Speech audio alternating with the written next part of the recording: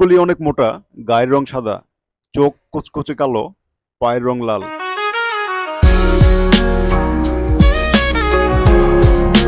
প্রত্যেকটা কবুতরের পায়ে পরানো আছে ট্র্যাক নাম্বার।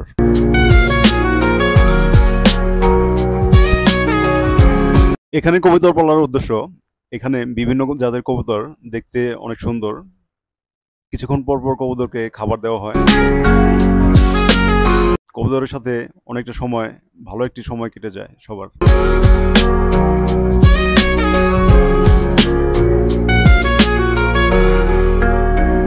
চালের উপরে উঠতে দেখা যায় নেকপাই কবুতরকে।